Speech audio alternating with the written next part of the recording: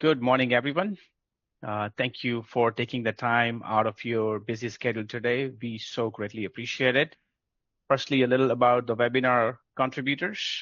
Firstly, I'm Suhag Kansara, founder and CEO of ViewPro. I have an architecture and a master degree in urban planning with more than 20 plus years in the industry. As a planner myself and having been working with a lot of local governments, I definitely speak your language when it comes to your work, but at the same time, I wear the technology hat through Esri lenses, allowing me to bridge the gap between your data sets and GIS. We have Mark Hempkin here from the city of Kings Mountain, North Carolina. He is the GIS administrator for the city and a gatekeeper of all things GIS. Mark and I have been diligently working with each other to expand the use of Esri ecosystem at the city for the last 4+ years. And finally, we have Wendy McGuire joining us from Esri. He is a local government account manager in the North Carolina region. He has led the technical team in the Southeast office from Charlotte with focus on electric and gas industry, and now helping multiple local government organizations find the right software solutions within the Esri's toolbox. Now with that, let's get going. The purpose of today's webinar is to share various GIS tools available as a public works toolkit. Being in the industry for a long time and hearing from the city engineers and field worker staff from all community sizes, small to large, the needs are very, very straightforward. The common needs are that our data sets are not synced, or in other words, not able to keep up with the ongoing development or new construction within the communities. Our data is in AutoCAD or similar third-party software providers, and it is not geospatially aware. Our data is siloed and not really shared with the rest of the city staff for more informed decision-making. That we work with a lot of outside engineers, and their data delivery method is completely different and does not match with the city's GIS system. And of course, the third-party software can be very expensive with the licensing cost on an ongoing basis. So are there any competitive tools available in the marketplace that do not break the bank and can still deliver what they're looking for? And that's exactly what this webinar is all about. We will take you through a journey where we will showcase the reasons behind the complex nature of using GIS technology. We recognize that there are too many options to choose from with a little clarity, so hoping that we can shed light on that. With the experts here, we'll showcase a use case scenario in using different GIS tools that relates to better understanding of our own public works assets and maximizing its true potential. And finally, we'll go through a lot of demonstrations, live demonstrations, hoping that the technology works with us today. But we're looking to provide clarity and hoping to give you some takeaway points through those demonstrations. And we will open up for Q&A at the end. So please feel free to submit your questions to Bryce, who will be facilitating the Q&A session at the end of the webinar. So allow me to jump right in. Now, take a moment and digest this. Now, the bigger issue is that we are suffering from an information overload. Let's just take Esri for an example. Did you know that the ArcGIS desktop has more than 1,000 tools, even more than 200 geoprocessing tools, and more than 100 spatial analytical extensions, and hundreds of product updates every quarter? Not to mention, if I can throw in the machine learning and artificial intelligence, all those buzzwords into it, it has become such a fast-moving target that majority of the local government are still using the older version of the desktop software, and a significant proportion are still using the ArcMap products that is set to go out of service by 2025. And I'm sure a few of us can relate to that. Now think about when we start to consider multiple options outside of Esri, a tiny fraction of them are shown here, which are commonly used. It is almost impossible to make an informed decision about which software or ecosystem is best suited for your needs. You with me? Now, the interesting thing is all these tools are part of a larger Esri ecosystem. They're all interlinked and connect to even outside software platforms. Some are shown here. Now, I have to be a little careful when I say this, but with all due respect, I relate Esri's product offering with an O'Reilly Auto Part company. Now, come to think of it, O'Reilly offers thousands of various auto parts, and if you know which part goes where, in which order, or even how to configure it, one can build an engine or even a full-size car themselves. However, if you don't configure it correctly, then you could meet with unmatched consequences, right? Same way, as this ecosystem is strong and robust, it is easy to use if you have a full understanding of how each of these tools are interlinked, configured, and can be used in a specific order so they can be fully leveraged to get the desired outcome. But the question is, us as local government officials have enough to deal with on a daily basis. We may not have time, flexibility, technology know-how, or even financial technical resources or limitation to fully comprehend the true scope of these amazing tools. So what we will try to do is to amplify or maybe even simplify this logic further and help you make sense out of it. Okay. Before I move forward, I want to do a quick poll to understand your organizational challenges to the use of technology. So with that, let me see if I can, okay. I'm going to, okay, let me see, how can I go live with it? Okay, so there is a poll, if you don't mind. So the question is, what are your biggest challenges in making use of these technology tools in your organization? Is it the lack of available staff or technical resources? Not sure how to start. It is too overwhelming. Technology is changing too fast, or maybe even how to send a rocket into space. If you don't mind giving us a little bit of an idea, I would appreciate it.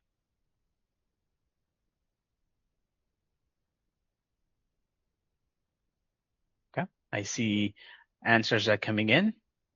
I'll give it a few more seconds. Appreciate that. Okay, so pretty much we are kind of evenly distributed where a little bit of everything is where we are headed. Okay, I'm gonna end the poll. All righty. All right, let's keep the ball moving forward. So this is our way of simplifying all of this information overload into a more simple tool sets that is available through Azure's ecosystem. I'm hoping that it will make a lot more sense by the time we are done walking you through each of these tools with a live demonstration.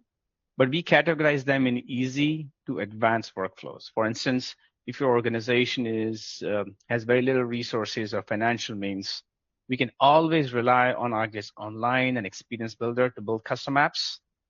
I will show that to you live. They are relatively easy to configure, require very little understanding of the Azure's ecosystem. They're time efficient and has a very low cost of entry. Very easy. In the medium workflow category, we will demonstrate how, in addition to ArcGIS Online and Experience Builder, ArcGIS Solutions, how they can play a role, a direct role, and it can help you accomplish most of your desired goals. And then we'll showcase advanced workflows with the use of Survey 123 and some of the field mapping app and some few custom Python scripting that can be leveraged to meet your needs. And finally, the custom workflows where we can see the true extent at which Azure's ecosystem can be expanded. For instance, we can connect with a third-party software and can have a clear loop back and forth to create a 360 GIS system. But before we move forward, let's understand what is this Azure ecosystem all about and how does it really operate behind the scenes to enable us to doing these phenomenal automated workflows. To help us with that, please help me welcome Wendy. Hey everyone, thanks for being here today, and I am pleased to be a part of it. Go ahead, Suhag, for the next one. There we go. So at Esri, we develop ArcGIS. ArcGIS is a comprehensive GIS, a business system that enables organizations to access and deploy a wide range of location-based capabilities, like you see on the screen here, from mapping and visualization to field mobility, monitoring, and all the things you see on the screen. These capabilities are configured and applied to a wide range of industries and user requirements. Today, of course, we'll focus on these location-based capabilities and how they're applied to public works. Next slide, please.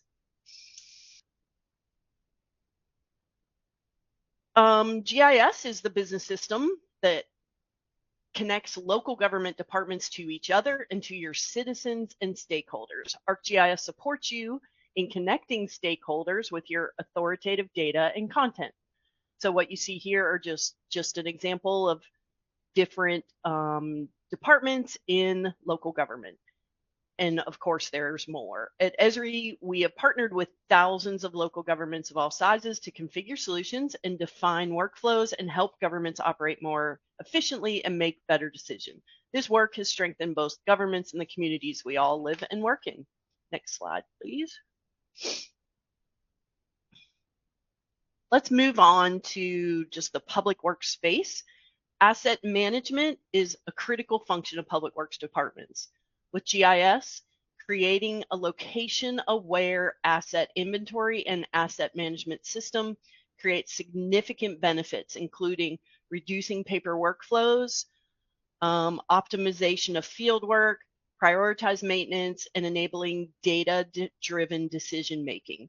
GIS can integrate with other mission-critical enterprise systems like asset management, finance, sensor networks, and customer service to provide a comprehensive, up-to-date view of your operations in a geographic context. Next slide. Let's talk about understanding asset location and condition, spatially enabling your enterprise asset management system by using capabilities like mobile data collection, visualization, and analysis. ArcGIS is an ideal solution serving as a system of engagement, which facilitates coordination, collaboration, and data sharing in real time across all teams and departments, from field crews to plant operators to customer service representatives and financial planners. This slide is showing synchronized mobile and desktop applications, a two-way channel of communication between the field and the office. Field staff can quickly and easily collect or update data while they work via a smartphone or a tablet, and changes will immediately be reflected in back office maps and operational dashboards. This spatial context allows organizations to understand asset relationships, proximity to critical infrastructure, and potential risks. Okay, next one. So talking about improving data accuracy and quality. Esri empowers public works organizations to transform paper-based workflows into digital processes by providing spatial context, data insights, and real-time information, ultimately enhancing efficiency and informed decision-making with GIS. Furthermore, ArcGIS is an ideal repository for the institutional knowledge of veteran operators, making nuanced information about the condition and performance of network assets readily available for the next generation of utility staff. So often when I talk to customers in the public works space, they're always mentioning the institutional knowledge of veteran operators and how to capture that. With all the data that's needed at their fingertips, field crews can eliminate frequent trips to back to the office and reviewing paper maps and files, saving significant time, not to mention the labor and fuel costs. Maintaining critical information regarding your infrastructure and the workflows being performed against it, you can leverage GIS to generate reports and maps that can meet federal and regulatory compliance for a variety of initiatives. A few examples include MS4 compliance, lead service line inventory, and FEMA reimbursement applications. Next slide. Prioritizing the work activity. Functioning as a single source of truth, GIS can empower utility staff, contractors, and other external stakeholders to make more proactive data-driven decisions based on information coming in from the field and avoid costly or even dangerous mistakes resulting from inaccurate or out-of-date information. As these maintenance activities are identified, ArcGIS can ensure that your crews are responding in the most effective manner to manage both routine tasks and emergencies based on their priority to the event. With Esri's optimized routing workflows, you can realize a reduced cost in operations, more effective response times, and a greater customer satisfaction across all areas of your public works organizations. GIS empowers organizations to move beyond reactive maintenance by leveraging spatial data, predictive analytics, and real-time monitoring to help determine where capital funds need to be invested to manage these critical assets. By adopting the ArcGIS system, you can proactively manage assets, extend the lifespan, and enhance overall operational efficiency. Okay, next one. This slide is just showing just different success stories we have from all over. One of the ones that I like to point out is City of Raleigh in North Carolina. They leverage GIS to manage their assets, has seen a substantial reduction in time to restore service to their customers and maintain data sets, allowing them to focus on more day-to-day assignments and larger strategic projects to support their growing population. If you watched any of Esri's UC this year, our user conference in San Diego, watched it, or if you were even there, you probably saw City of Raleigh get a big award on the stage with Jack. And so that was pretty cool. You can see the other success stories on here. But more importantly, in this webinar today, of course, we're going to talk about another success story, which is the City of Kings Mountain, that they've been able to leverage ArcGIS and ViewPro, Suhag's help to, bring about this success. So that's all I have, Suhag. I'm just going to send it back to you. Thanks for doing those slides for me. Absolutely. Thank you so much, Wendy. Sure. All right. Well, just wanted to showcase some of the takeaway points that I would like to point out from the consulting side. What we have learned is we may be using overall or considering a lot of third-party software for field data collection, running permits, and so on. However, Esri's ecosystem is still at its core and a true first stepping stone. So I would like to kind of emphasize that no matter where we go, we still got to deal with the fundamentals of using the GIS data. And when you are part of the Esri's ecosystem, it is pretty clear that sharing of information on the real-time basis and creating more situational awareness is possible in reality. And I'm sure Mark will probably emphasize more on that, how City of Kings Mountain was able to leverage on that specific point. But also, more importantly, Esri's suite of tools can handle the entire asset lifecycle, from planning to design to construction to operation and maintenance. And we got tools pretty much in every aspect of the lifecycle. And more importantly, your operation and maintenance staff will truly know before the dig. How many times we come across situations where they happen to create certain incidences because we just didn't know a certain utility existed at that point in time. Tablets and phones can display your assets in real time, allowing the staff to make real-time informed decisions while being on the field. And I think I can say this with true sincerity that if you can visualize it, meaning if you can identify your end goal, I bet Esri tools can simply build it. Okay. Now, before I move forward, I just want to understand what type of tools have you been using? And I just want to ask a question to everyone, if that's okay. So I'm just going to ask that question with a real poll. So the question is, which of the following technology tools do you use primarily being implemented at your organization? Is it more of an ArcGIS Pro or more like a third-party softwares like AutoCAD, Beam, Revit, or MicroStation? Are you more of an ArcGIS online shop? Are you an enterprise shop or not using Esri products at all? I see some answers trickling in already. Okay, I see enterprise, I can see online, pro, okay. I don't see any third-party software as a primary use, which may be a good indicator. I'll give it a couple of more seconds here. Okay. All right. Well, thank you so much. I appreciate you taking the time. I'm going to end the poll. Okay. All right. Now let's shift gears and take a closer look at the success story from City of Kings Mountain. followed by a live demonstration. And there is no better person to talk to than Mark Helmkin himself, who actually put the foundation to strengthen the GIS-centric tools at the city and took it to a whole different level. So with that, help me welcome Mark Helmkin. Well, thank you, Suhag. Hopefully everybody can hear me. Thank you for being here today. We really appreciate that. And hopefully by the end of this entire presentation, Suhag, if you can go back one, we can help you with your journey on managing your city's GIS and its information. Just a little bit of a background. I started as a part-time with City of Kings Fountain in July of 2020. And it was focused primarily on zoning, annexations, land use and wards, and other admin maps. But then it became obvious that things were people needing more information. And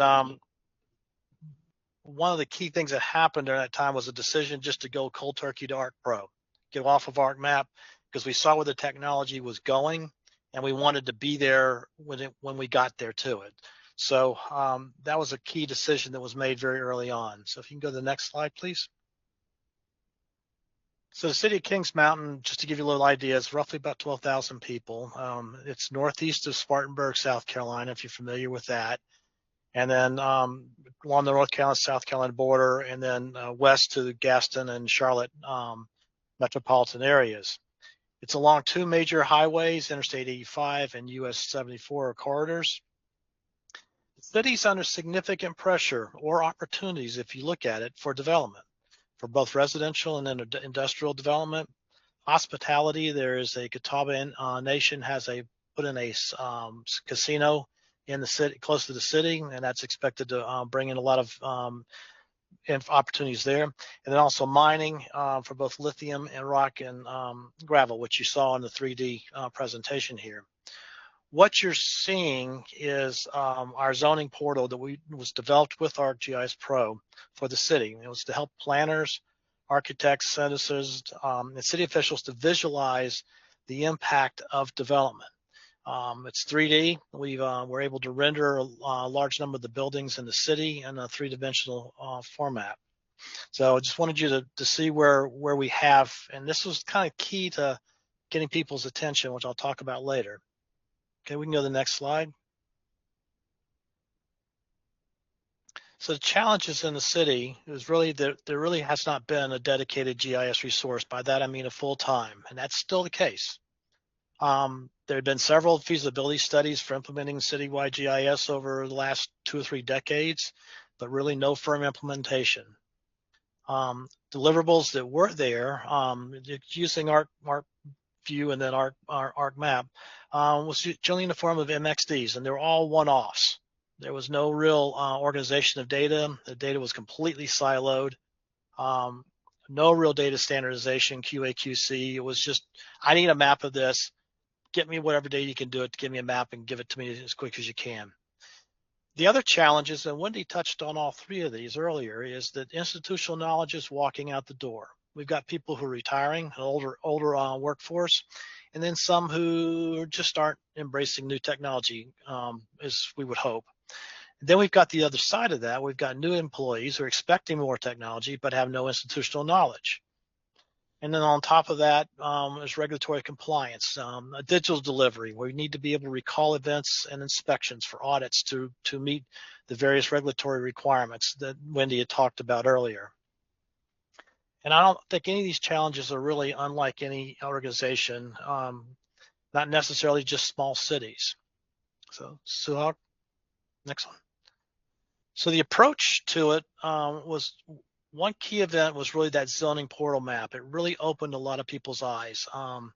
And we also did a few quick field apps just to get people's attentions. But we began with an end in mind, a single unified approach to GIS technologies. It was supported by the citywide GIS needs assessment that I did with Suhag's assistance. It helped us get a bigger picture before the implementation of the needs and desires of the public works and services. The single most important information decision that paved the way for the future success was to do this assessment and have a plan that we could show. We started with the creative phased approach, get projects with the highest importance and higher ROI done quicker. The other term people often use is what are the low-hanging fruits where you can get something really quick and do that. And we grabbed a couple of those, and we're able to bring those out very quickly so people could see some results. Most importantly, we got funding. Before, GIS was a sidebar thing. We got GIS as a line item in the actual city budgeting. And then really where we're at right today is focusing heavily on training and retraining staff in what's called a modern GIS. You've got tools, you've got apps or staff that they can view and maintain the data, and it doesn't require ArcPro to use. You remember that whole picture that Suhawk started off with that had just a myriad of tools and all that. Well, we wanted to leverage those, and we can use those to give the people the tools to do these things. And as I said earlier, really right now our training is now our primary effort in the systems. So if you got the next one, please. So the results of the need assessments were a series of interviews with all the city departments. Based on their individual requirements, the desired siloed license requirements. By siloed, I mean each department did it their own way. Was for the 19 viewers, 50 plus field workers, dispatchers, and creator licenses. And the total cost of that on a siloed basis was $30,000 just for the GIS technology. Then you had the solution on top of that, which could be a lot of custom apps, possibly linking into third-party apps and stuff that other people were looking at. But as we started researching this and looking at it, the needs were basically the same, just data was different. And one of the things we discovered was a cloud-based enterprise agreement that ESRI offers for cities and organizations less than 20,000 population for $16,000 annually a year, which gave us more than enough software that we needed for both viewing and editing, ArcPro, number of seats that we needed to have. We didn't have to go back and buy seats as we needed as new users came in. It just was a package that gave us what we needed right there. It's cloud-based. We didn't have to interface with the IT department, which was not really brought up to speed yet on where enterprise GIS would be. Leadership could fully understand the true benefits of this, which was a big factor. And there was citywide acceptance of new ideas. And key to that, the city management conveyed to staff that change is okay and recognizes that process will be a challenge. And that helps reduce fear and break down a lot of concerns of the workforce when they're trying to do their job day to day and then learn something new on top of that. Okay, next one, please. Next slide. So for the implementation, we've got this chart here, and we found a number of ArcGIS solutions. Wendy talked about those for various groups. We identified for water, stormwater, sanitation, sewer, and so forth. And the focus was building your asset database, identifying all the pieces that are part of that, bringing the data in there, and providing a means to easily manage and maintain the data, view the data, query the data, and do the things that you need to do just to look at your business and manage your asset. Second part of our needs assessment really focused a lot on compliance reporting. We have a lot of your state and federal requirements, people needing to get reports out, and you've got a limited workforce to do it, and there's a lot of paper. Reports are put in books or put in Excel spreadsheets and scattered all about and stuff, and trying to compile them really caused a problem. And we started looking at how we could automate those things and make it using the tools out of the ESRI ecosystem. Suhawk, you want to talk to the other two, please? Absolutely. So what's astonishing that I was able to find here is now the city enjoys more than 50 interactive maps. Some of them are custom maps. They have 22 plus applications, like a web app builder and some other custom applications, and more than 20 field mapping apps. What I'm trying to say that now all the departments are using a completely automated workflow using different SU tools that includes 10 plus leadership positions, 25 plus field workers, and about 4 admin staff who are able to communicate back and forth. It means that the communication between all of these co-workers requires no email, no phone calls, kind of letting each other know for the day-to-day activities. All of the work is automatically shared with the leaderships through dashboards and interactive maps. So basically, it's able to bring efficiency into the daily workflow. Workers are more in sync, and the department is promoting full transparency across various different departments. And this was carried forward through the planning and zoning as well. We built a digital twin of the entire city using the LiDAR data, which is the first for a smaller communities such as Kings Mountain. We built a custom planning and zoning app, which I would demonstrate that to you in a minute, and also other custom mapping application. But all of this work was further enhanced by implementing work orders, which is such a huge heartache for many communities, because whatever work needs to be done has to be communicated back to the field working staff on a real-time basis. So now some of the departments have chosen, such as solid waste, building maintenance, stormwater, fire, and a unified app that connects all the public works department, so they can issue work orders on the go, so the folks can receive a notification of such and such work needs to be done, and the leadership can track and monitor their progress through a dashboard system. Right, phenomenal progress there. Kind of a few takeaway points is it's like what we see here is a one-stop ecosystem they have developed, linking the public works, but also many other city departments itself, which is a huge undertaking. They are not taking or leveraging any third-party software companies.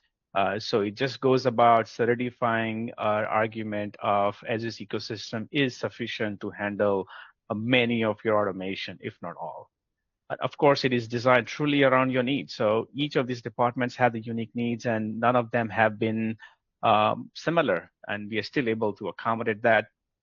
You can be sure about the data confidence because leadership can see what kind of assets, how many, for instance, how many total water main lines, all of that information is backed by true information, so they can really believe in it. And of course, if it can work for a community of 12,000, why would it not work for a community of 50,000 and even 6,000? I think it all starts with some sort of a vision at the beginning, but at the end of the day, it can work for all community sizes. Of course, it does require little minimal training, and I think Mark pointed out that special emphasis has to be given, because if you don't provide enough training, I think it's very easy to go back to your older trades or older way of working. So focus on some sort of a training, but also it's a great citizen engagement tool, because some of these apps can be public facing, allowing the citizens and stakeholders and city council members can actually want to leverage these great work. So with that, let me jump into a more demo side of the thing. So let me give you that. Give me 1 second. I'm going to shift gears now. Okay. Let me know if you are able to see my screen okay. Bryce, can you confirm that you can see my screen? Yes, we can. Awesome. So I'm going to take a leap of faith and ensure that the technology is indeed going to work for us. So my goal is to showcase 3 or 4 major delivery items that would probably give you a clear idea of how does this app really work. So this is the first one that we did for solid waste department. The goal here was the city is in charge of maintaining all the solid waste collection. And what they were suffering from is that they were getting a lot of phone calls on a daily basis saying my trash was not picked up, or I need a new trash can bin, or things like this. A two-way communication happens with the citizens and the office. And typically before a tool like that, they had no idea if a citizen complains, they had no way of saying that, yes, indeed, we have been to that route. So we created a dashboard. So it starts with very simple idea of having a tablet on a garbage truck. So the driver actually, when he or she is driving, so today, let's say if I want to come in here, today's August 14th. So if I just take in today, it will show you in today about 13 different field notes were taken. A lot of them are not out and some of them are blocked. This information is put by the drivers themselves. And I want to focus more importantly on the blocked one, because they get a lot of phone calls for that, for not getting their trash picked up. So when you click on this block, so now the leadership, the dispatchers back in the office, they exactly know that Adams was here about 8:20 in the morning, and there is a picture of a trash bin was blocked by a vehicle. Now, not only that, the breadcrumbs left behind by the garbage truck also gives us a clear understanding of what time was he's driving. The Adam Smith was driving at a such and such time. So this is a lot more cleaner. They have an empirical data to back up with, but also at the same time, they can go back and do a research as far as 6 months, because that's what the city decided to kind of store the information. So they can say that I'm looking for, let's say, Adam Smith from, I'm going to go from August 1st to 14th. And what it's going to do is it's going to give me all the work done by Adam Smith for a specific time frame, right? We can even start, let me just reset everything. I can just see what Matt Buddies has been doing on a specific day, or today I can find that information. So we know the health and safety of our workers, where they are, what they're doing, but also if we have to go back and do some research, we are more than capable of doing so through a dashboard capabilities.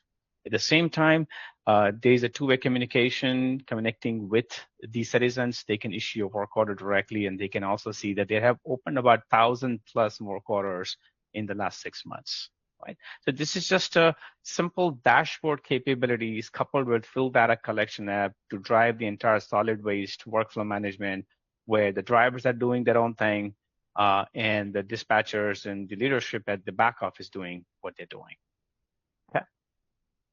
This is just another mapping platform that we created. If some of the dispatchers are not comfortable with it, they can use the experience builder. It goes back to our point saying easy workflow, just bring in all the data, just simply view everything and just do the filter as you need it.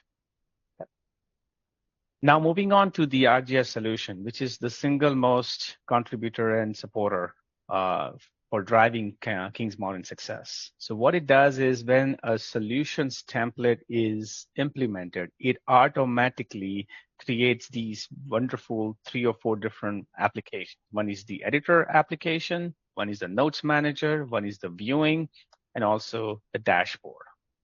What the editor is done is the field working staff who is given the privilege to be able to edit the data. So when you start zooming closer, you will see that all the information is started to show up.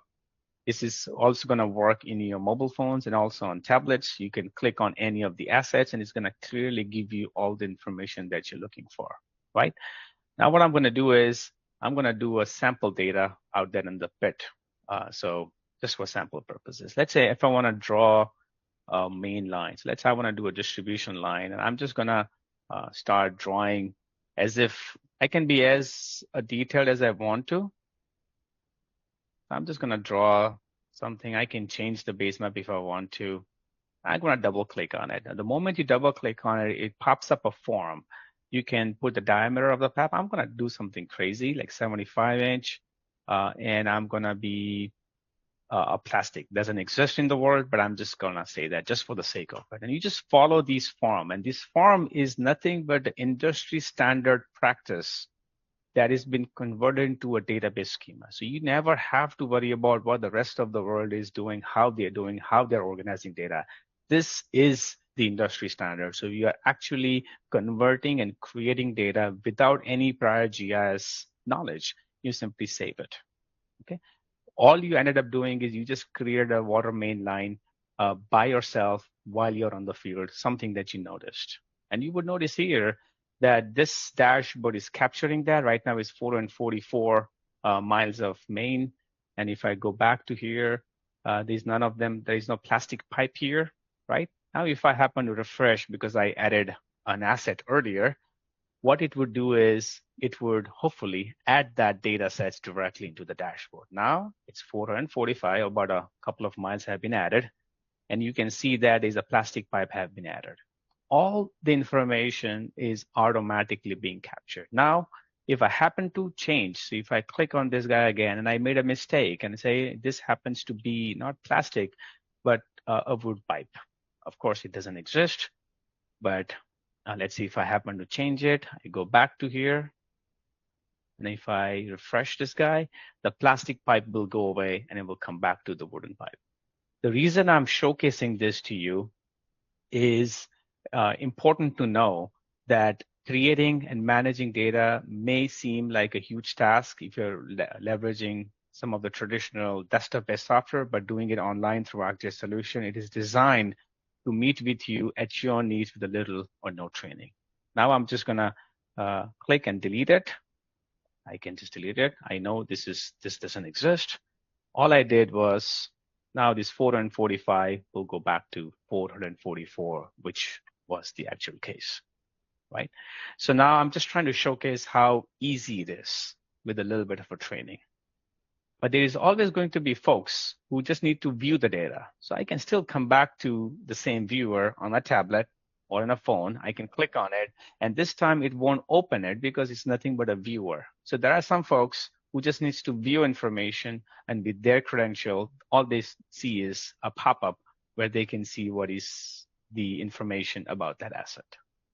Sometimes when you're on the field and we don't want those field workers to get bogged down with changing the details, we came up with a system for the notes manager, so they can just simply draw a polygon, and I can just simply say each one of them, and they just put information saying missing water lines. The folks back in the office, they can come here and simply say, I want to resolve it. Once they resolve it, they will turn into a gray color. It's just a way to communicate between the field working staff and back here. Okay, just like this, we did water, sewer, stormwater, fire, gas, special event operation, and I'm sure I'm missing a couple of them. All of these departments are enjoying this truly phenomenal workflow. I have limited time. I'm going to jump on to the next one. This is the compliance report. And the compliance starts with what? Taking the assets and taking the data sets while you're on the field. So they have a Survey 123 app. When they click on it, and they can simply fill out a form. The beauty is it used to be something. Okay, there you go. They used to fill out these sort of forms. They will go into a file cabinet, and God forbid, whenever there is an audit, and there will always be once or twice in a year, they have to go back to the file cabinet and find all that and present it to them, right? Instead, we took the entire workflow, this form, into a Survey 123. Extremely smart, because you can just click the location. Come on, or I can just type it. Does it find it? I don't want to do something interesting here, but the idea is you can put in the information while you're out in the field, and it will automatically get captured, and it will come back directly here. All the results will be showcased here. So here in this case, they wanted to create a monthly reports. So we created this experience builder where based on the month, let's say June, it will automatically showcase what type of data sets have been taken from the water sampling site. I'm just gonna go back and say in the month of April, okay, it will say there are 4 different data sets taken. All of them are shown here. You can go to each one of them. We know who did it, when it was taken, and what was the information. And then when you click on Generate Report, it will tie automatically back to creating a custom report that looks just like what they used to before. So it will showcase it to you that these are the different data sets that you have. And it is using some sort of a template, and that template looks something like this. So we created these Python scripting, and I know it looks overwhelming, but it's nothing but just pointing the data, and this is the data for a certain type of a sample or data, right? And we use this Word template that we created custom to be able to create this kind of reports. Now, these are the reports generated for that particular month of April. All 4 of them are given one by one. Now keep in mind that these used to be exactly like this. Now the entire compliance process is happening on the fly, right? We managed to convert about 12 different similar compliance reports that is driven directly through tablets, Survey 123, and some sort of experience builder. I'll give you an example of a commercial business inspection. Now you would notice that this is the exact look and feel, different data, different purpose, right? So idea is once you know how one system works, you pretty much every department can follow the same trend or same pattern. So there's a little amount of retraining required. Okay, I won't go into a whole lot of detail, but I think you get the point. And finally, I want to showcase is our GeoZone mapping application. This is where the rubber meets the road, how we can display to a more public-facing mapping application. So this is designed slightly different. So we built a 3-dimensional digital twin. Great, we can do that. Now we can click anywhere on the map and get to see what it looks like on the ground. We exactly know what the regulations are because we can connect back to the zoning ordinances, ownership information. All of that information is here, which is great. But now you can go back here and say, activate your private layers. This is where we can come back in and say, you know what, put your credentials in. And so you put your credentials in from the organization. So the folks with the relevant privileges will be able to see these layers. Now, if you go back to your legend, you get to see hydrants, different manholes. Now, let me go back here. Okay, let's go here. And now you can see there is a manhole in the middle of the road. There is a fire hydrant. I'm going to click on this particular guy, and you will see that there is a fire hydrant and there is a manhole right in the middle of the street here. There you go. So now you're able to make informed decision making through a public facing mapping application. Yeah. So let me kind of go back and okay. All righty. You can still see my screen okay? Yes, we can. Okay. So kind of coming back to the end of it, we showcased this to you earlier, didn't we? And now you can see how the easy workflow really works with ArcGIS Online and Experience Builder. Something very simple and basic. In the medium workflow, we showcase some of the ArcGIS solutions template with water as an asset that we can showcasing it to you. A little bit of know-how required, but you can do some amazing workflows. The templates is designed to kind of plug and play with your data. So once you get familiarized with how each of these map application works, I bet with this little demonstration, many of you would hopefully feel comfortable. And in the advanced workflow, we were showcasing how we use the custom scripting, or even a custom workflow where we could do the Python scripting to be able to connect and recreate the experience of their compliance reporting. Okay. Now, if you can go back to the drawing board, you will see that we started with a lot of tools, right? It was overwhelming, and we were doing just a fraction of that. Now here, if you zoom in closer, it is not that complicated. If you can take all the noise out, there are only 4 handful technologies that we need to focus on. Number one is either ArcGIS Online or ArcGIS Pro or Enterprise, whatever it is that your organization has. ArcGIS Solutions, I would highly recommend that you could just Google it, Esri ArcGIS Solutions.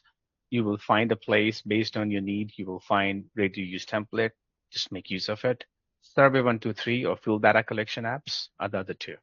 If you just know all 4, have some familiarity with it, you are definitely hitting the target one way or the other. Okay. So hope that it's simple enough for you. I think I want to put a bow on everything and kind of bring it to a more conclusion. Right? I can add, and I'm happy to have Mark and Wendy chime in here as well. But please begin with end in mind. Kings Mountain did not quite recognize the true power of GIS until they started using this system. But they had a faith, and you know what? This is what the city needs to have. And we just kind of broke that into multiple pieces. But the idea is having that vision was extremely helpful, and I can't thank enough to the leadership who had that foresight to be able to make that happen, right? More importantly, keep things simple. Don't complicate, don't overwhelm yourself, and just take the most ROI workflow, implement them first. The reason being, the moment you start seeing the benefits and results, it is a highly likely, the more probability that there is a higher degree of acceptance within other departments, because they see that solid waste is benefiting. Maybe there's something for us as well. So keep that in the back of mind. But please feel free to join in, Mark, Wendy.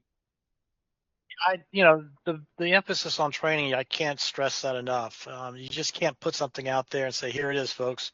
You got to get embedded with the folks. You got to get them so they're comfortable using it, transferring the knowledge. A lot of training, you learn things as you're doing it, and to help the other people. So, training is important. It truly is a journey. You start out with a small focus and on quick wins, but go back to that first bullet point.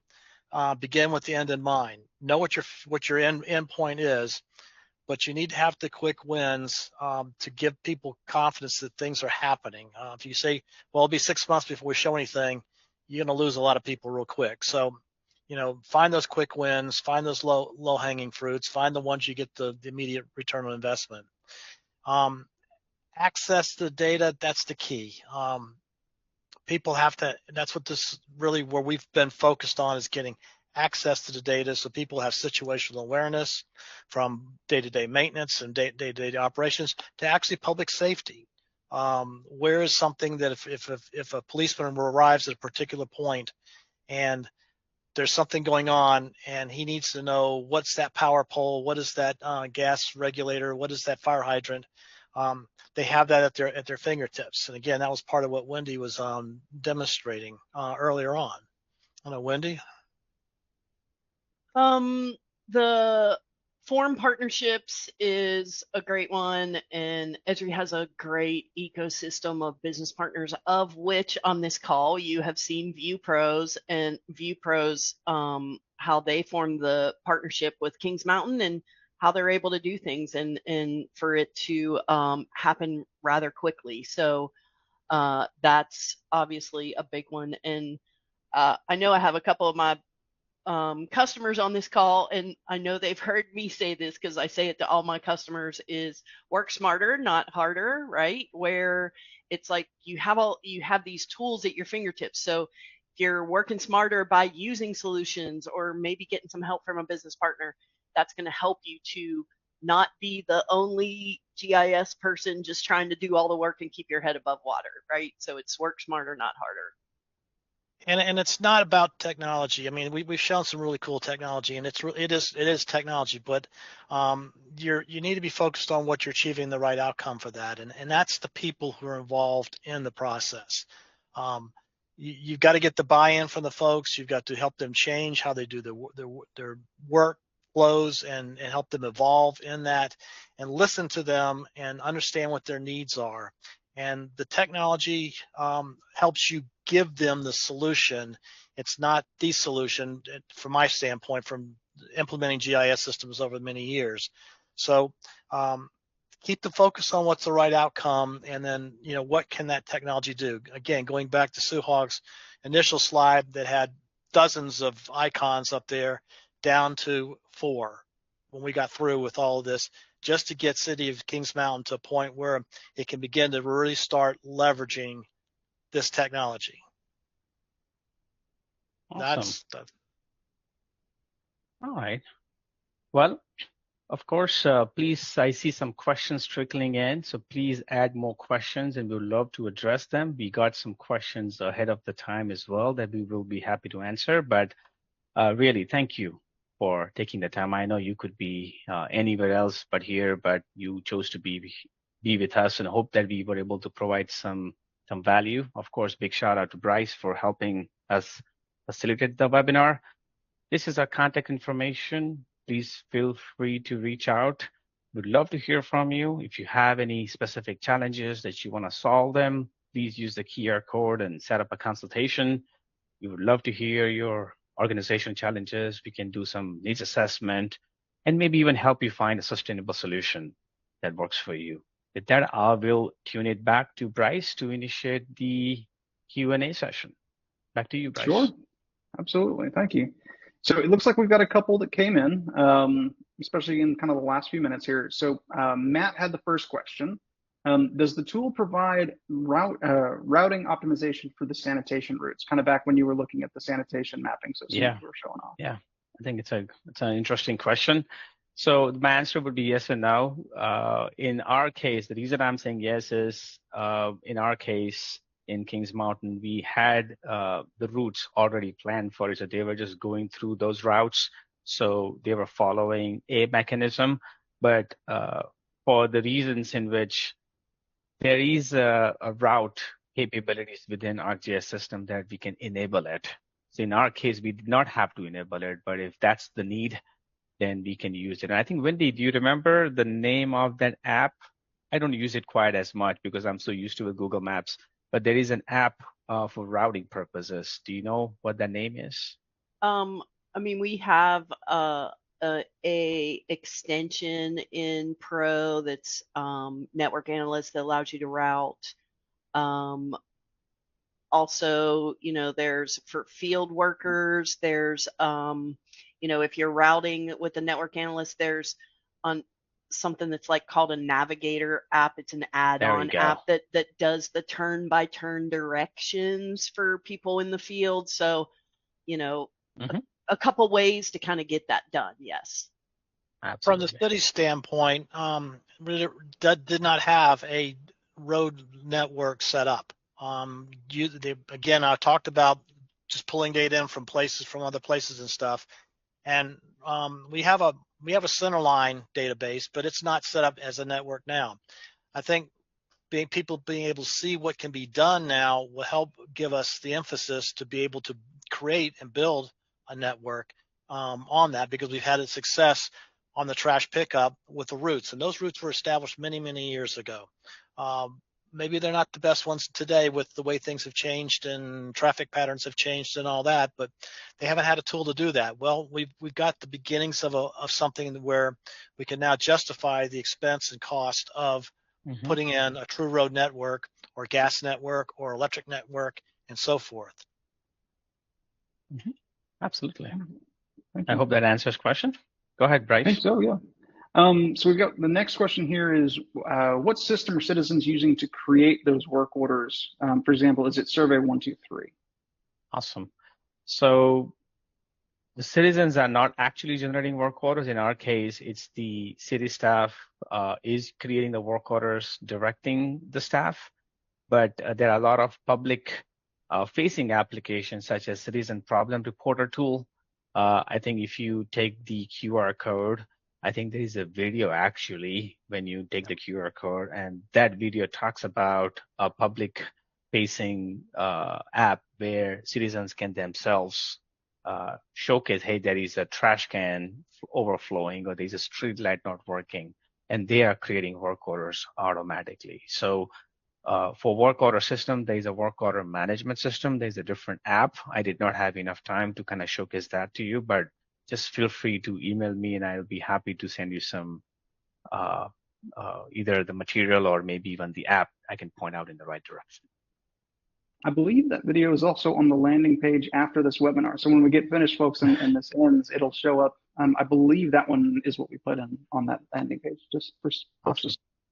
Very cool. I think we've got another one here. So what is the difference between Survey 123 or 123 and quick capture tools? I guess, is that relating back to what you were just mentioning? Wendy, you want to take it or? Yeah, I mean, Survey 123 allows you to create those surveys maybe for like attribute or text input, right? Quick capture is another just small app that often is used in field work where it's kind of the big button experience. Like you say someone is on their phone and, you know, it's like dropping a point like, okay, I'm on my mobile phone or iPad or whatever, and I just here's a fire hydrant, and it's a big button, so they can see the big button, they just hit it, and so that's what quick capture is. It's just more of like a kind of a big button thing for mobile work. I think just by the name itself, the quick capture, it really kind of does exactly that. In Survey 123, there's a lot of custom capabilities. I was showcasing it to you how Python scripting can play a huge role, where quick capture is more about strictly bringing data collection. You just when you're on a bike, on a motor car, or anything, you just kind of keep pressing the button as if like you're trying to take every tree on a certain route, and you just need to capture it really, really quickly. So that's a big difference. So depending on your use case scenario, in some cases, quick capture makes a total sense, but many other detailed scenarios, I would say Survey 123 might be a better fit. Right. It's a little bit more context rich. Okay, that makes sense. Awesome. We're going to take a couple of questions that we got ahead of time. I think we can go on a couple of more minutes. We got 19 folks still. Go ahead. So we did have one that was more Esri oriented. So for Wendy here, so does Esri have different tiers of licenses, or is it always 16,000? Are there other versions offered? Yeah, and on that slide where we talked about the cloud-based enterprise agreement that Kings Mountain has, that is really for kind of our smaller municipalities. It's really 20,000 or less, but Esri has different sizes of enterprise agreements, and it's all population based, right? So you get a certain amount of licenses based on the population. That smaller cloud-based one, you get 50 viewers, 50 creators, and 50 pro licenses, advanced, standard, and basic, all 50 of them. So, you know, that's the cloud-based one. That's the smallest one we offer, but we have others that just numbers, the amount of licensing changes based on the population. So as you get bigger, you're going to have different tiers to go towards. That's cool. Yes, absolutely. Thank you. We do have one here from Mark. So what was the main challenge that the city faced that you were able to overcome, and what would that be? Well, people. And it comes down to getting people willing to share data. All the various departments had their own silos, and I'm going to try and be nice about it. They would share sometimes and sometimes not. And some of the drivers behind that, though, were important to know, because some of it, a lot of it had to do with the quality of the data they had. It just wasn't, you know, good enough. You know, they knew it wasn't good, and they always used the excuse garbage in, garbage out. So, you know, and a lot of times the data was missing and incomplete. The attempts at capturing all the sewers in a CAD environment didn't quite work out the way it should have. And then the third one is really people want to keep that information close to the vest, because knowledge is somewhat of a power thing, and you've got control over your world if you keep the knowledge to yourself. This is common for everywhere, though. It's just not for the city. And the way to deal with that, and the way we dealt with it, was we built trust. We didn't complain about the data model, the data quality. We pull it up and everybody goes, ugh. You never complained. Focus on a solution to make it better. So how do you want to fix this? What should we do to fix this data? Well, we need to go out and do this. Well, can you do that? Yeah, I'd be glad to go out and do it and bring it back in. And it was a matter, it has been a matter and a continuing matter of building trust, that you're in it with them, trying to help them improve what their environment is, what their data is, and the foundation that they're building on. And then they're going to loosen up and say, okay, maybe I will take a pad out there and try one of these apps and stuff. So building trust is very, very critical in something like this. Awesome. I think it goes back without saying that he identified human resource as a primary challenge, not the technologies. That goes back to our point saying it is not as complicated as we make it to be. If you just take all the noise away, I think there's a lot that we can get it done. Yeah. But it's 12:05. I guess we should respect everyone's time. Again, thank you so very much for being here. Again, if you have any questions, please feel free to reach out to us, but have a great rest of the day, rest of the summer. Be safe, and we'll see you around in the world one way or the other. Thanks. See you later. Thanks, y'all. Thank you. Thank you, everyone.